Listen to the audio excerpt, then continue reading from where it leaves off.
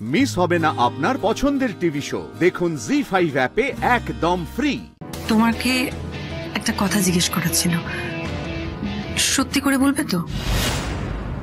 এই যে সেদিনকে রাজ বাড়ি ভর্তি লোকের সামনে বলল যে ও নাকি তোমাকে ভালোবাসে, ইভেন রাজের মাও চান যে তোমাকে বাড়ির বউ করে নিয়ে যেতে, তা তোমাদের সম্পর্কটা ঠিক কত দূর এগিয়েছে শ্রী?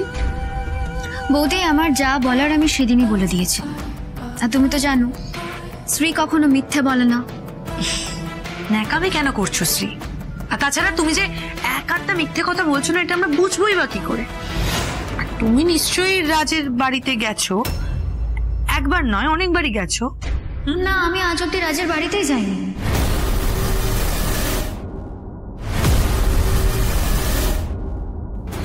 আর রাজের বাড়িতে যাওয়ার মতো কোনো সম্পর্কও তৈরি হয়নি।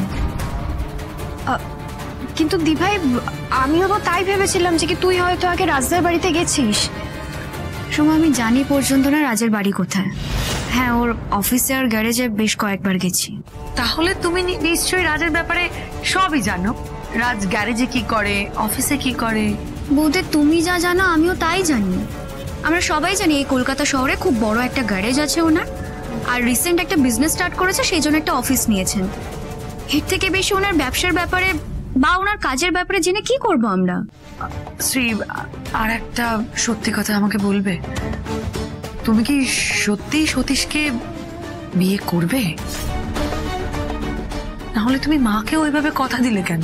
বৌদি, আমি কোনোদিনও কাউকে মিথ্যে প্রমিস করি না। সবার আগে না আমাকে নিজের চাকরিটা বাঁচাতে হবে, আর তার জন্য নিজেকে নির্দোষ প্রমাণ করতে হবে।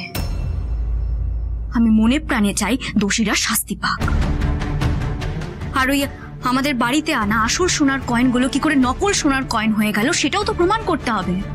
এটা আমাদের পরিবারের সম্মানের প্রশ্ন, সেটা রক্ষা করতে হবে। তারপরে এসব বিয়ে টিয়ে নিয়ে ভাববো।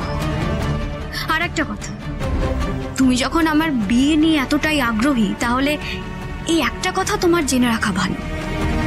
মা বাবার পছন্দের পাত্রকে আমি বিয়ে করবো ঠিকই, কিন্তু আমি কোনো পুতুল নই বৌদি যে আমার সঙ্গে এই বিয়ে বিয়ে খেলাটা চলতেই থাকবে।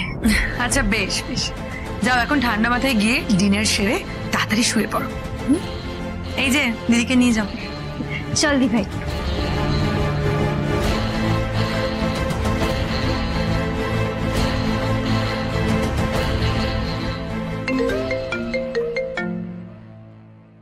যা বলো তাড়াতাড়ি বল। তুই কি এখনো ওখানে আছিস নাকি ওখান থেকে বেরিয়ে গেছিস? না, আশেপাশে আছি। শোন রনি, তোকে একটা খারাপ খবর দেওয়া আছে, আর একটা ভালো খবরও আছে। তুই বল আগে কোন খবরটা তোকে আমি বলবো। খারাপ খবরটা আগে বল। শ্রী উঠে পড়ে লেগেছে রনি, জানার জন্য যে ওই দিন ওর সাথে এই চক্রান্তটা কে করেছিল। দেখ রনি, ওই কেসে যদি তোর বা আমার নাম জড়ায় তাহলে কিন্তু আমরা অনেক বড় সমস্যায় পড়বো।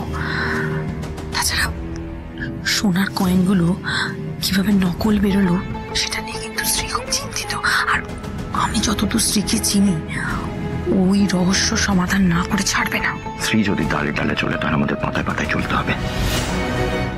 জি5 ডাউনলোড করুন আর সব এপিসোড দেখুন একদম ফ্রি।